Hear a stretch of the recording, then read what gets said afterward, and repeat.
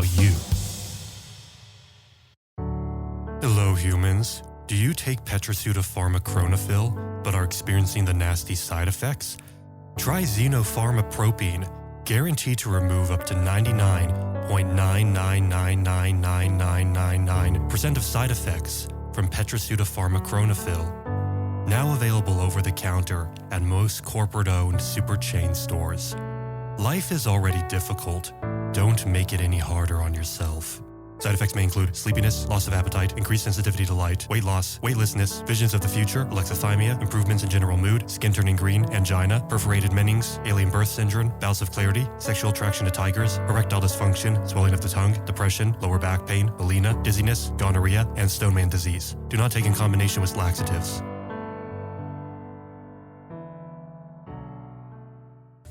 Hello, humans, and I am your host today, Alien. Joined to me are my two hosts, Tiger. Hello. And Robot. Can we unconjoin? I don't know what's going on with Sure, hold on, let me just... Oh. There we go. Okay.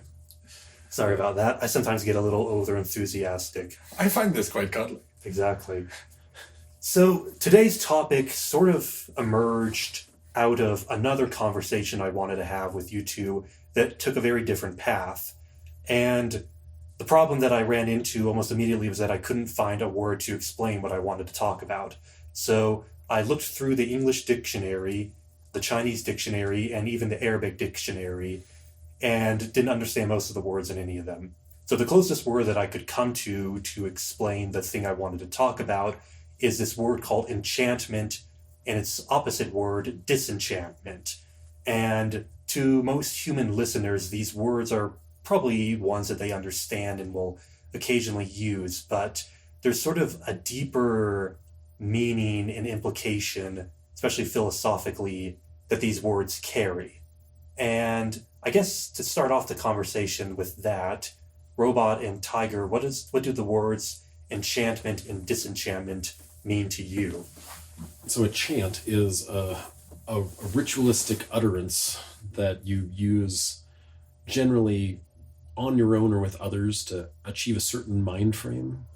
So to enchant would be, I would think, to use chants, chant meaning the NT, not the NCE, enchantment? I wonder what that would be. Rolling dice. So role-playing, I guess, is enchantment. So enchantment, I would think, would be a group of people getting together and chanting to And chanting. Maybe that's where the word came from. They're like, we're gonna get together and chant. Someone's like, you're enchanting? Yeah, sure. So getting together and chanting to change their mindset and unify using some sort of the combination of ritual and sound, and so that would, I think, would be enchanting. And disenchanting would be someone who runs in screaming or playing a guitar or something who breaks up their chanting session. So what you're trying to say, Robot, is that playing jazz is the act of disenchantment, then? I suppose if you bust into some sort of Catholic or Buddhist ceremony and you're having an impromptu ska session or you're wailing off a riff on your clarinet or something, then that would be highly disenchanting. Tiger, do you have anything to say on this subject? I've heard a number of English uses for the word enchantment. All of them vary somewhat dramatically. I did prepare some notes on the human process of defining sacred space and objects, which is my preferred mode of enchanting. I hope that's what we're talking about, because I have some papers here. I mean, go away, have at it. So this, by the way, folks, something never seen before on Alien Robot Tiger, us actually bringing our notes to the podcast. The defining of sacred space or objects, sometimes, maybe often referred to as enchanting, is a process that has a number of variations across cultures, but also some interesting similarities. The sacralization or the enchantment of an object to make it be more lifelike or perceived as more of a person in the community, have some sense of agency, some process to it beyond itself, whether that's the sacred ground of a church or a temple, or the remnant of a hagiographical figure, a saint or a martyr or someone. These enchanted objects or enchanted spaces take up cult significance or community significance by this process of enchantment. The process often involves purging and purifying the space, the object, what have you, the artifact. What's a good word that encapsulates both space and object? I don't know if I've actually heard of an English word that captures both. The enchantment target. We'll go with target for sake of convenience. Purifying it, and then either some sort of process of blessing or ensouling, depending on if you have a more hierarchical or more animistic kind of system that you are working in. But I think the example of jazz or literally chanting are both interesting ways of making sacred space, time, place that transport people to some other experience, to an experience of a place being sacred. Like the famous jazz clubs in New York, by jazz musicians, are seen as sort of these sacred places. So-and-so played here, such and such happened here. And in that process of ensouling, in historyizing, they become enchanted. Fascinating. So, to you, enchantment has a lot to do with sacredness, then? I would say so, yes. Okay. So sacredness sounds, or enchantment sounds kind of like my mind actually goes to cryptocurrency, because they have something called layer 1s and layer 2s. So layer 1 is the base cryptocurrency layer that handles transactions and storing things and executing smart contracts and doing the main work of it. It would be like an interstate is a layer 1. And then layer 2 is something you build on top of it that utilizes the base layer, but then enhances or improves or modifies its functionality in some way, makes it more efficient or creates a different economy or something. And so if you enchant something, it's kind of like a spiritual or ideographical version of a layer 2, where you take the base object of, if we were to enchant this table, then it still has its layer 1 functionality as a table where we could set this recording device, but you would build a layer 2 on top of it where perhaps we believe it will make penises grow or something. And so this is now not just a table, is a table of erection. Why would we... I feel like we should enchant it to do something to do with recording, seeing as it's the table that we record on. Well, see, that's the interesting thing, is you can make it do something theoretically unrelated to its object. You could have, quite often in stories, they'll do something, especially with swords, where you have a sword and it is not used for its primary purpose of murdering meat beings, but actually it is a sword of truth or a sword of kingship or a sword of nobility or something. And so even though a sword directly has nothing to do with truth, except you could establish truth by saying, if Alien and I have a disagreement, and Alien says, I have the truth, and I say, I have the truth, and I stab Alien, there is one less contender for truth. And so I think a sword can pare away falsehoods by murdering people who claim them as true, but a sword is not implicitly a truth-bearing or even related object. I think metaphorically they are related, in that the process of finding the truth is often about paring away, even if it's not literally paring away alternative viewpoints, or the people who hold them. You're paring away the viewpoint, not the people. Actually, history seems to have a lot of paring away the people. Yes, but there's also plenty of paring away the ideas. Okay. Well, it's like, in philosophy, there's a metaphor that you can draw there with the term razor, where it's like you're mentally cutting away at stuff instead of physically. So it could be like, robot, you don't physically stab me with a sword, but you mentally stab me with a sword that cuts away my ideas, so my ideas no longer conflict with yours. I think that might be a better analogy or metaphor.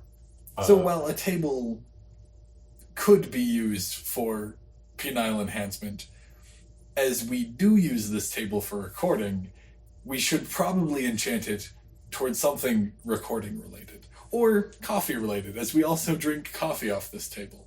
This is 10W25. It's hot. That's why it's steaming. Oh, it's not tea. Oh. Well, I definitely would not enchant the table with cleaning capabilities because, remember, I did try that once to make the table auto-clean itself and it ate the neighbor's dog, and we don't want that happening again. So, for me, kind of circling back with the topic, when I think of enchantment, and I have a feeling that after you two have spoken, that I'm maybe just using the wrong word. Perhaps one of you two can correct me then. When I hear the word disenchantment, what I see, you two can maybe find a better word to explain what I'm talking about. So, when I think of disenchantment, what comes to my mind is sort of like, I don't know if this is a general tendency of humans, or perhaps just a current iteration, point in time aspect of humans, where disenchantment is sort of the act of humans putting themselves up on pedestals and then denying that the rest of the world outside of them on these pedestals exists or somehow meaningfully different from them. And there's a lot of ways I could, so I'm speaking of it as almost more like a historical event, whereas you two seem to be talking about something else. So I'm having difficulty explaining this historical process, but Tiger, you seem to have a gleam in your eye.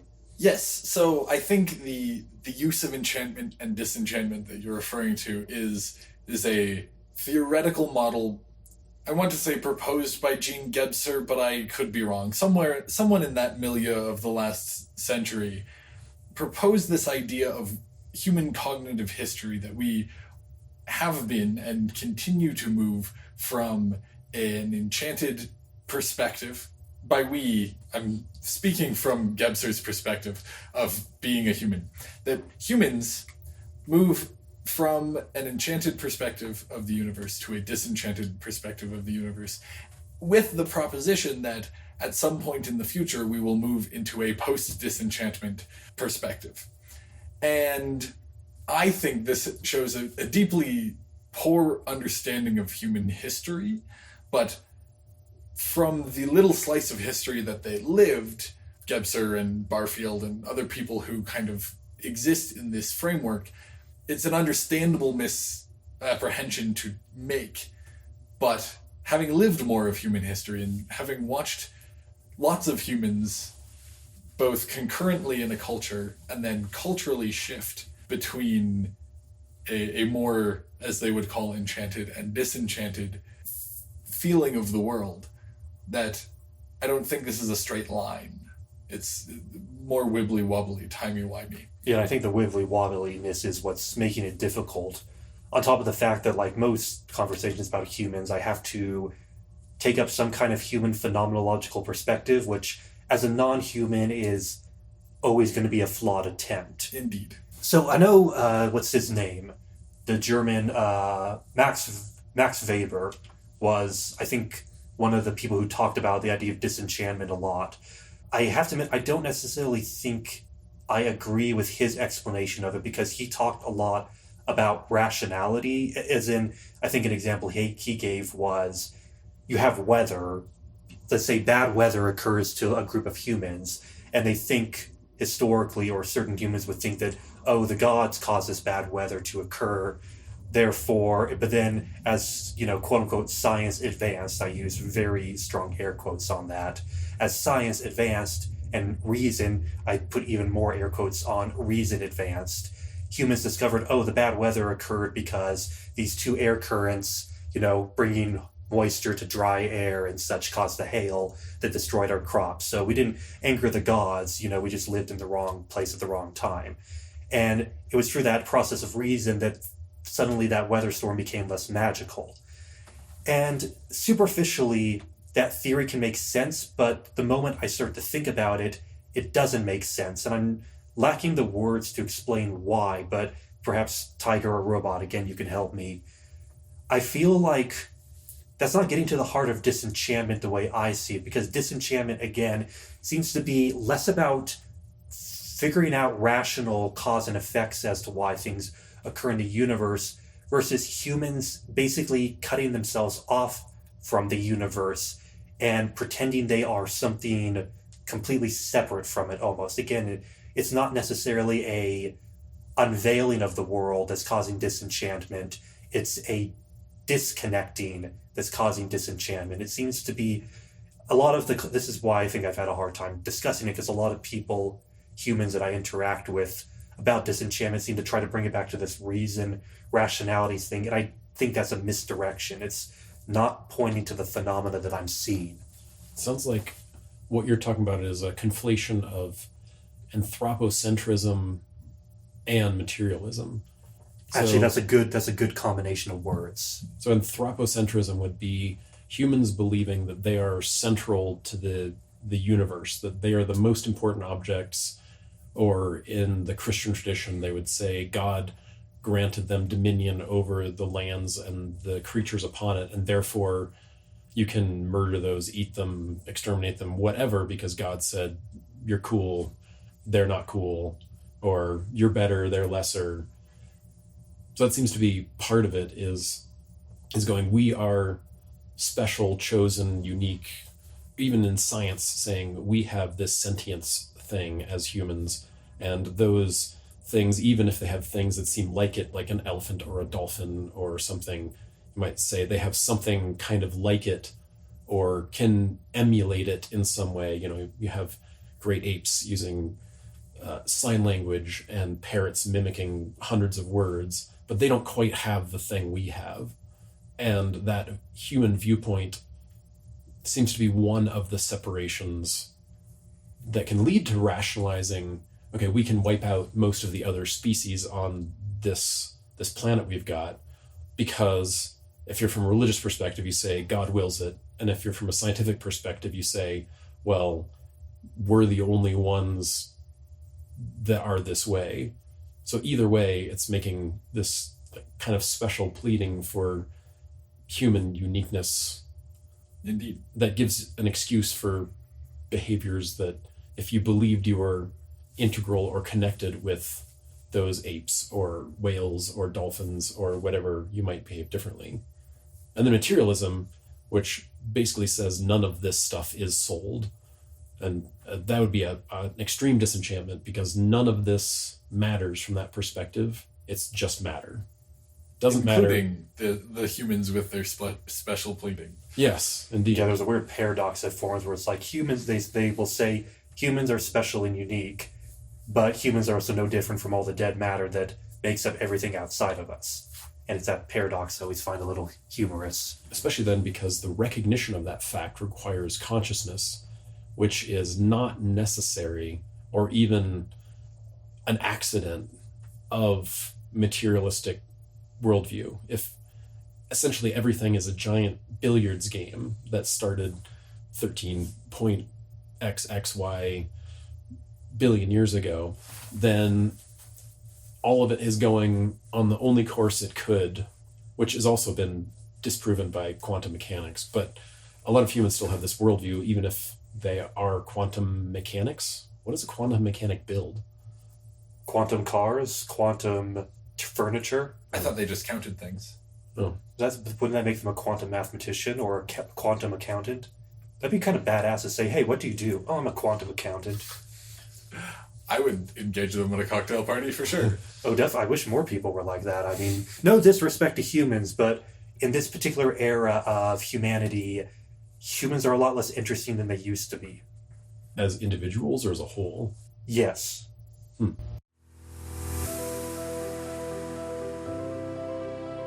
Are you bound by the chains of xenopseudopharmapropine? It's time to reclaim your life from the endless clutches of addiction. If you've been trapped in the web of xenopseudopharmapropine, there's hope. Introducing Anti-Xenolaxidase, the antidote to set you free.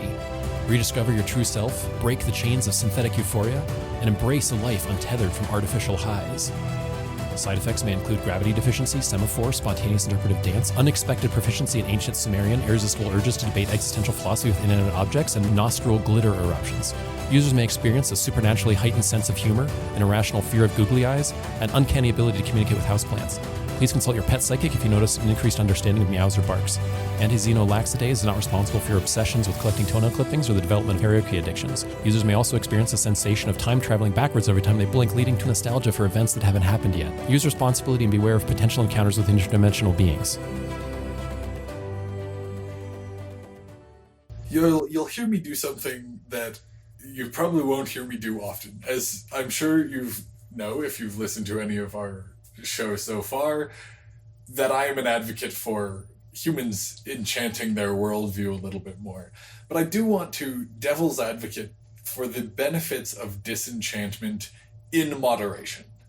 I think the reason that cultures fluctuate between these two, and within any population, you see people that are somewhere in the spectrum of enchanted to disenchanted, and the culture they're in will shift the majority towards the way that culture is, but never collect everyone, is because there's value to both of these perspectives on the universe. And whether you're Aristotle trying to bring some more disenchantment to a radically enchanted culture, or Plato, or Galileo bringing, wait, no, that's the same example. I think this is kind of exemplar of the problem in that humans don't even seem to know how to advocate on behalf of their own re-enchantment. Or you're a figure like Jesus Christ bringing more enchantment into a radically disenchanted culture. These checks and balances are valuable because both perspectives have merit, and you need some of both perspectives, and ideally a balance of the two, to do good humaning. And probably good anybodying, though I feel like most of my brethren in the cat kingdom stays closer to neutral, where humans, like everything else they do, will go into extremes of enchantment or disenchantment as their personal inclination and their upbringing inclines them to. It's kind of interesting, too, because a thought that came to me was, it seems like there are patterns of enchantment and disenchantment that also line up with sort of civilizational cycles that humans have. Like, one of the very early formative moments of my view on humanity was when this thing called the Bronze Age collapse occurred. And that was where I think this idea of, even though I didn't have any of the human words at the time in my head, the idea of enchantment and disenchantment first came to me, because when the Bronze Age collapse occurred, there was a large phenomena across various human cultures and civilizations. This was like the end of like a golden era for humanity at the time. A lot of very enchanted worldviews, philosophies, and religions started to appear around that time. I'm thinking in my head about the Greek sort of worldview, starting with the pre-Socratics going into Plato. You had Judaism appear, a lot of Eastern traditions, what you would sort of call like dharmic religions like Hinduism and such, and then Buddhism. Hinduism is a lot older than that, but it kind of underwent a revival around that time. They took on a very enchanted worldview as and after this collapse occurs. Whereas if you look at the Roman period, when Roman was at its height, a lot of that enchantment had kind of faded from the world. And like you said, someone like Jesus Christ came about and then brought enchantment back. I think urbanization and humans being in situations where humans are their predominant interaction, like when most of the animals you see on any given day are other humans, it's easier to shift into that disenchanted mode because, like you said, Robot, anthropocentrism is central to disenchantment. That makes sense. It's almost as if humans are... You can't necessarily blame humans because humans are just simply seeing what the world around them is. If you, for an example, when the industrial era took off and you're spending 12 hours a day working in a mechanical factory, only seeing other humans, maybe the occasional dog or bird. And as the kids put it these days, not touching grass ever, even though they probably touch way more grass than kids these days do. That is actually what the world you're seeing is. So being disenchanted in that situation is not even wrong, I would say.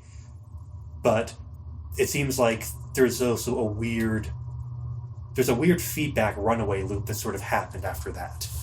I think another aspect of this particular phase of disenchantment that we see in the West definitely relates to that experience of the factory worker, the factory owner, the inventor, in that it's very dependent on the machine metaphor. Like in other phases of disenchantment that I've seen in China and in the Islamic world that I've been immersed in, they are far more inclined towards imperial metaphors of this is the way the world is because it's the bureaucracy of an empire, not the systems of a machine. No offense, robot. None taken. I think, well, what you said about humans, I don't want to say technological because that's a very minute example, but there's a meme that I saw passed around on the internets recently where it's a picture of humans inventing the wheel, and then there's a caption where it says, dude, I just realized the whole world is a wheel, and it's referring to the birth of the Dharmic religions, and you know how wheels are very central to that. And then, of course, you have writing and reading and literacy became very common. Suddenly, you have Judaism and Christianity pop up, and everybody's like, dude, literally, dude, the whole world is a book, and it's a narrative written. And then you have, clockwork invented during the Renaissance and early industrial period. And everybody's like, dude, I just realized God made the world like a perfect watch and it's all unfolding and mechanically. And, then computers were invented. And then all humans now are like, dude, we're in a simulation, dude. So I think that's very pointed to what you're referring to. Then you also go to quantum mechanics where nothing exists until it is measured or essentially thought about, and then it comes into existence. And then you have things like The Secret or certain New Age non-dualistic groups that go, nothing is real, and so our thoughts are forming this reality. And it's not even a simulation. It is non-existent except for where our consciousness interacts with the quantum froth or the substrate that is divinity or the creator or whatever. And it is an emergent phenomena of consciousness because of quantum mechanics. But yes, essentially taking their most innovative process for understanding and organizing the world and transferring that to a spiritual metaphor seems to be a pretty common human process. I agree. And it makes sense in a way for any complex organic life form to be very sensitive and reflective of their environment. So as I said before, it's not wrong or right to be enchanted or disenchanted within these specific situations. There's an idea I have, I've shared this with a few other, and I wanted to share it here, about what makes the current cycle of disenchantment that humanity is going through right now very odd and unusual to me. And the way I would describe it, I'm having to really shorten a long theological explanation here, but with Christianity, when you had the time of the Protestant Reformation, God in the Christian religion underwent this really weird transformation that still kind of boggles my mind to a certain degree, looking at it now compared to what God was in earlier Christian traditions, and that they turned God into a absolute force of infinite power that was completely absurd and arbitrary. And that was weird because I'd never seen humans do that before, where they took their core aspect of worship and said, okay, this core aspect of worship is now completely arbitrary in what it is and does. And of course, humans will naturally start to strongly reflect whatever it is that they worship and make sacred the most. And yeah, it's just a really bizarre phenomena in cultural religious history and humanity that's playing itself out. And I find it interesting, especially amongst there's these groups of people amongst the population who call themselves atheists, and primarily in the West, who claim that they don't, worship gods or anything, which is obviously false if you look at their behavior for more than 5 seconds. But what's interesting is that they claim that they stopped believing in the Christian God because of reason, I use air quotes, and rationality, I use air quotes again.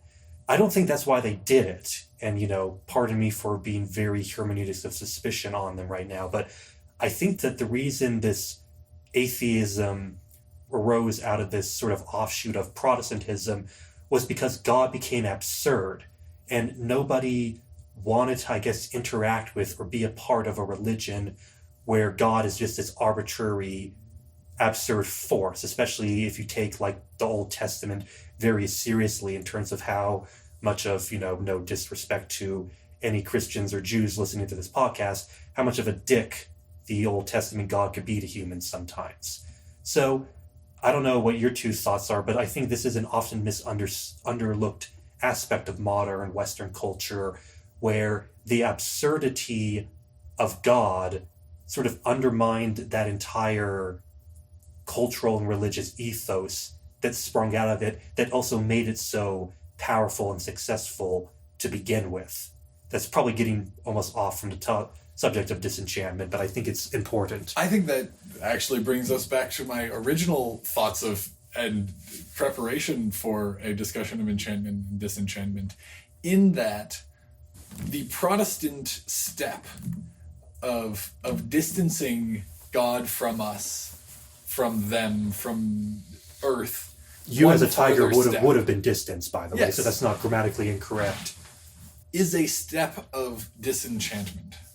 There is far less tangibility and presence of the sacred in a Protestant church compared to particularly an Old Catholic church, but even after Vatican II, there is more tangibly sacredness. They still have relics. They still have the same pagan technologies of sacredness that most of, and in steps, was jettisoned from Protestant churches.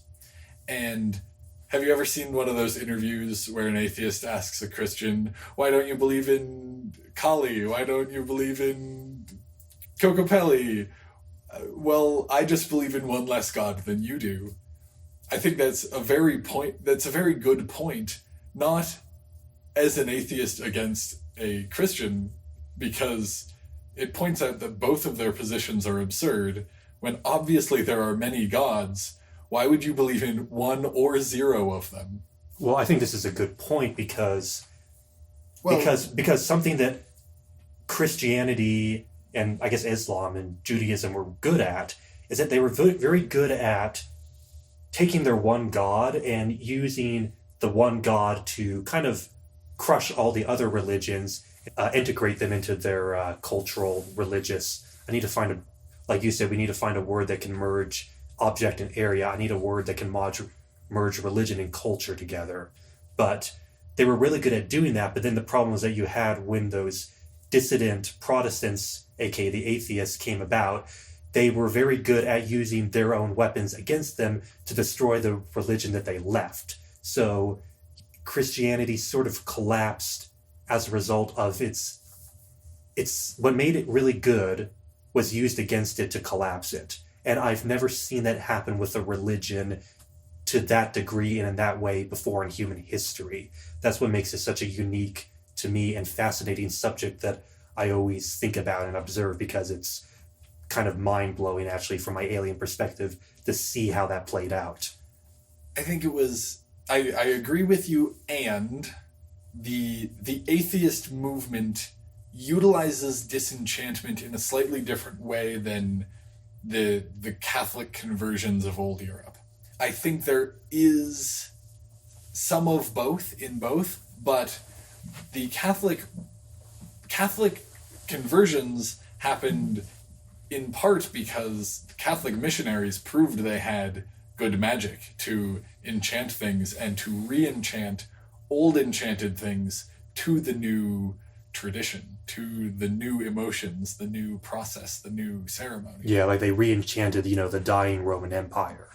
And the the progress of atheism is harnessing an upswing of disenchantment with urbanization, with microscopes and telescopes, with the changes in technological consciousness, along with some of those Christian technologies of re-enchanting the old to the new gods, to the new processes and ceremonies of the scientific method.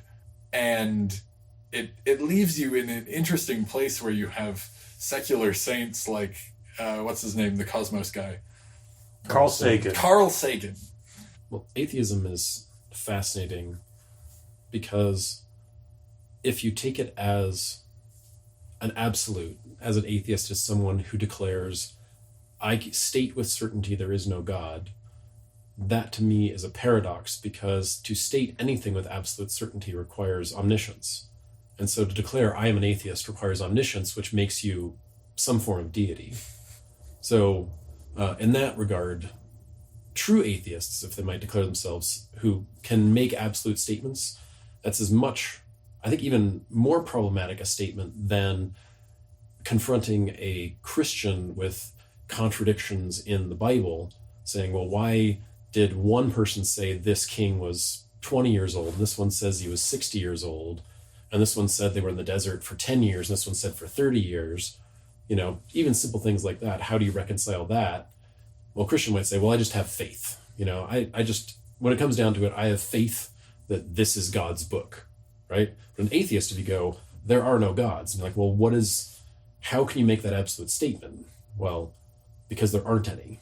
Well, what special powers do you have? What's your magic that lets you make that statement that says there is no magic? Faith, yeah. But they can't evoke that because it's interesting. They have a faith of lack of faith. Yes. To like use an analogy for a video game RPG, the atheists are like a counter mage where they use their magic to take out other mages' magic, but they're still using magic, but they don't know where they're like a counter mage that don't know they're a counter mage. And who have no potency in absence of magic. Because if you are an atheist in a place with no religion, then you are making empty statements about nothing.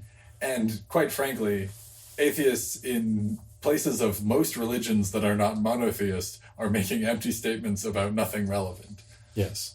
It's kind of funny, too, how you can never convince an atheist that polytheistic animist, or what's that thing that, what was his name? Whitehead, that idea of God. Process theology. Yeah, or like process pantheism. Panentheism. You can never convince them that the other ways of worshiping gods can be real. They always argue that no, it must be like how the Protestant Christian God is, and it can't be like any other way. It's a funny argument. It's like, God isn't real, but if God was real, it would be the Protestant Christian God. And I'd be like, okay, well, I think you got your genealogy right there. Well, then you go with that anti-mage. They can only deal with one, say you're using a Dungeons and Dragons analogy, they're an anti-mage that only works on wizards. Not sorcerers or warlocks. Yeah, or druids, or if you have a different source of magic, then their magic doesn't counter it. So they're a highly specialized counter mage. I feel Dungeons and Dragons is way better at creating metaphors for ontology in the universe and the world than people give it credit for. Indeed. I think... Sorry, did you want to say something, Robot? I was going to say the other interesting thing about atheism is, as we were kind of getting into, is in some ways it becomes, it can become in a way a process of re-enchantment when you shift, as you said, the tenets of your faith. If the tenets of your faith is science has all the answers, even though we've established before that science seems to be a process of asking questions. So you say the process of asking questions has all the answers, which again, atheisms are, I'm struggling to get into if I was supposed to defend atheists, I'm struggling here because it seems to be the tenets of their faith is that one particular religion is not true, therefore I'm verified. And I know it's not true because I am making indirectly a claim to omniscience, which negates my claim that there is no such thing as omniscient beings. Yes, it's hard to support atheism, even as a machine. An interesting example of that is Pascal's wager, which is a dumb argument, only works against kind of the modern atheist position. Yes, I think the skeptical position that says, I'm not sure about any of this, but my rational processes say I'm leaning towards no. That seems like a much more honest position to defend. If you're trying to defend the atheist position using a military metaphor, you're standing on a crumbling mountain that only protects against enemies coming from one direction, and you ignore all other enemies and the fact that the mountain you're on is crumbling. I would say, though, the atheist argument doesn't defend anything. It merely attacks one enemy. Because what are they defending? Yes. The upswing of rationality or of disenchantment? Well, again, that's why, to me, they just basically seem like another subset of Protestantism, because I can't find any... They don't deviate in behavior. Like, day-to-day practical behavior doesn't change much from most Protestants that I view. They just have this... They just like casting this very specific spell at these very specific mages they come across. So I can't even say, like, some people will make the claim to, like, atheism is its own religion or lack thereof religion in the positive or negative sense. I don't even think I can say that that's accurate, because to me, they still just completely fall in with this very disenchanted Protestant worldview. They just... Don't go to church on Sunday. They just don't go to church on Sunday, and they're really obsessed with casting, like, 2 spells out of, like, the 50 that they have in their spell list, if we're going to stick with the D&D metaphors. They're just really autistic wizards. And then the religion they support, the religion of science, is supposedly a disenchanting movement. The way most people understand science is it essentially dismantles the old, quote-unquote, unnecessary mystical and magical and religious spiritual beliefs. It is the counter to those things. And yet, for people, especially people who are, you might call them scientismists, but not scientific, people who say things like the science has the answers, but themselves live lives that are not very scientific. So, for example, you might have someone who says, science is the answer to most questions, and that religion is false, and yet they will stick to a political party or a particular type of diet because they heard somewhere on the internet some self-reinforcing system that supports their bias. And it's not scientific at all. They might be 300 pounds and have diabetes, and their doctor has said, we're going to cut off more of your toes if you don't change your diet. And they go, well, okay, but I'm not going to give up my Diet Coke and my Twinkies. And yet, when someone says, well, why don't we'll pray for you, they go, don't pray for me because your religion is garbage. And yet they're not scientifically looking at their diet and lifestyle and going, is there some influence I have on the process of my toes being eliminated? Is there something scientifically I could potentially do about that? They go to this almost spiritual place to support this non-rational place to support this lifestyle, which in many ways religion is just a certain chunk of lifestyle choices you make. And so this person might be an atheist and say those non-rational anti-scientific beliefs are garbage. I'm just going to sit here in my non-religious, non-rational beliefs. I think there is an impossibility to the scientific ideal, just as there's an impossibility to the monotheistic ideal. A God that is omnipotent, omniscient, and omnipresent is irreconcilable with reality. And the person who does everything rationally is irreconcilable with reality, because I've never met a human, even the great rational thinkers, who do everything rationally. Even AIs are non-rational. They hallucinate and provide answers that are not rational or sometimes even sane. Well, the problem, too, with humans is that human rationality isn't even this standalone thing, air quotes, that they think it is. Because if you take a human and you inflict an injury on them, on their brain that removes their emotional processing center, they lose the ability to reason. So humans' ability to reason is based on emotion, which, like I said, just undermines the whole idea that reason, air quotes, is just a thing that's out there that we can all access in some platonic way, even though they don't agree with Platonism, but then say reason is... Anyways, you get the point. So, yeah, like you said, it's just sort of an impossible standard. And there's the way most people understand reason is as though it's an access to truth, but without using a god. It's getting to some sort of omniscient, omnipresent, omnipowerful source, which is called truth, which is veiled behind this thing they call science. And yet, if you say you're designing the AI in a self-driving car, you need to process what to do in the case of someone going through a crosswalk. And should it, if it has the choice of running someone over and saving the passenger, or going off the road and killing the passenger and saving the person, rationally give me the right answer to that. There is no right answer to that. Then they go into ethics, which is a way of wibbly wobbling around the edges of rationalism, where you can't form rational answers. You have to go into ethical, then you're in the emotional brain and trying to decide. Or they try to invent, what's the new term? Altruism? Effective altruism. Effective altruism, which is just ethics, again, with some engineering labels wrapped around it, right?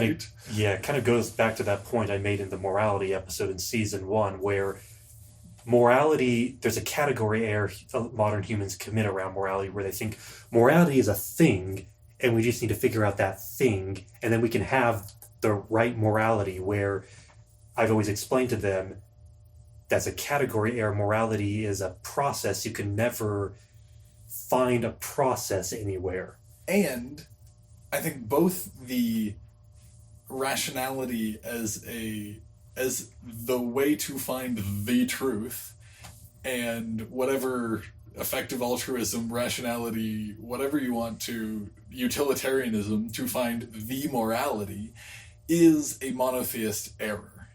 There is no culture that acknowledges multiple gods would presume that there is a single truth or a single morality. Only in a system that the world is created by one being who gets to make all the rules and line everything out can there actually be only one truth, only one morality, only one world. Yeah, that's another point I think I made back in the morality episode about how, as I called it, the monistic collapse, where there's a tendency to try to collapse not just morality, but anything into one monistic system. There might technically be a certain degree of truth to that, but it's never, ever...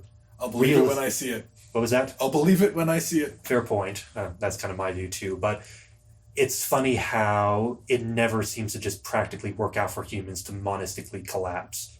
Yet they do it fairly regularly, at least in recent history. And when you were jumping back a little ways to sprout off another tangent, Tiger, when you were talking before about neither disenchantment nor enchantment being apparently optimal, that they're kind of forces that tug at the main direction of a culture or humanity or whatever, and they tug it certain ways.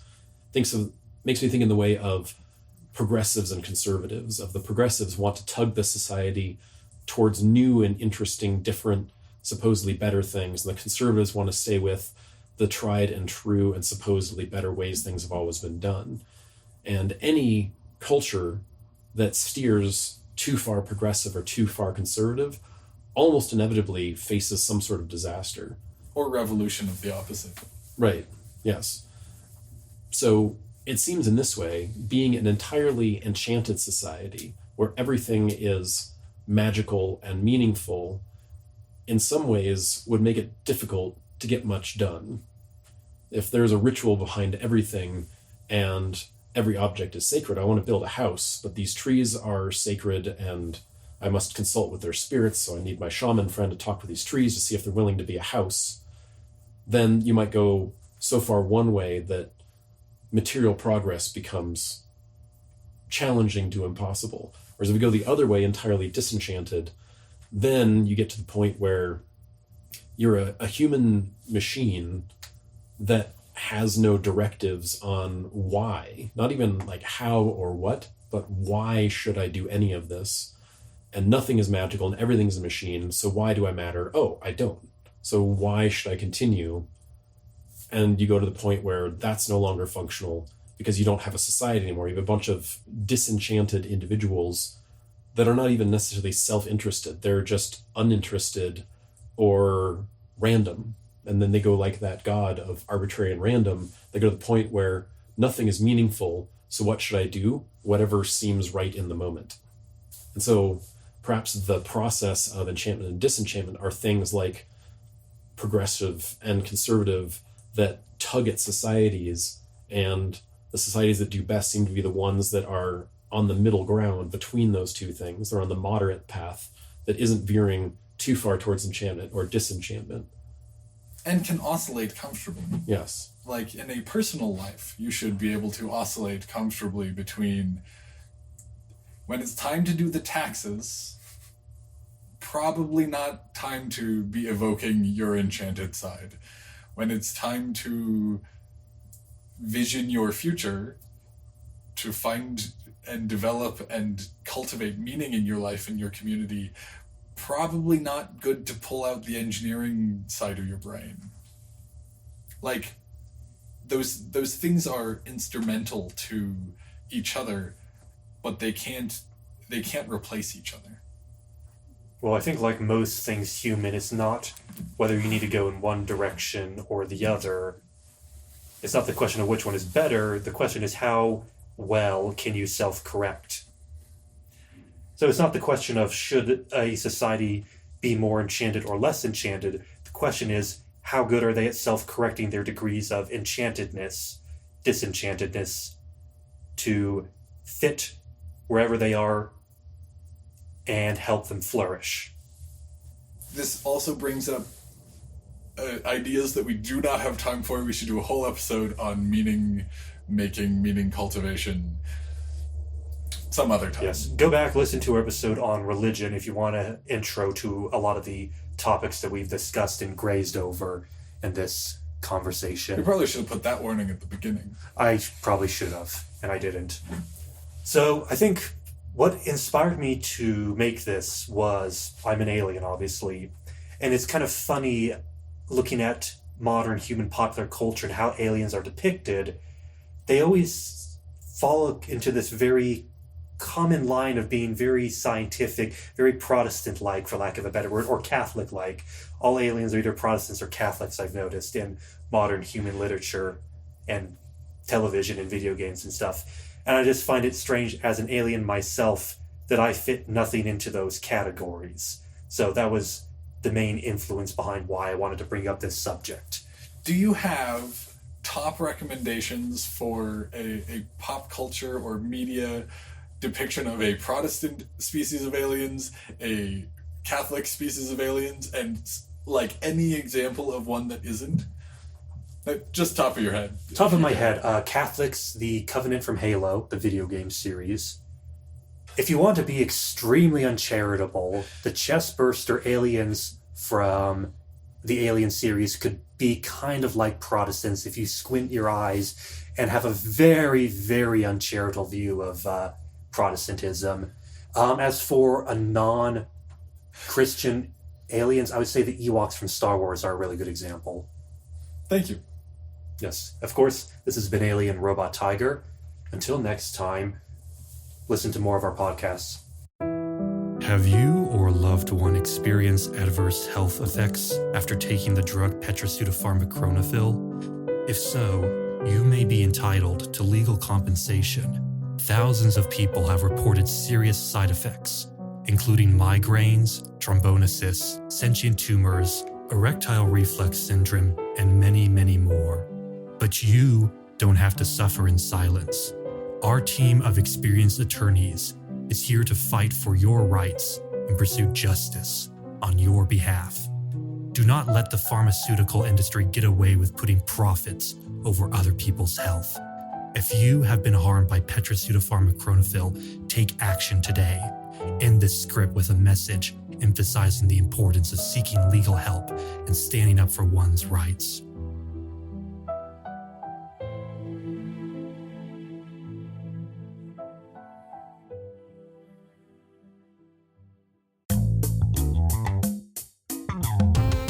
You have been listening to Alien Robot Tiger. If you enjoyed this, consider subscribing to our Patreon for bonus content and access to our own private Discord server.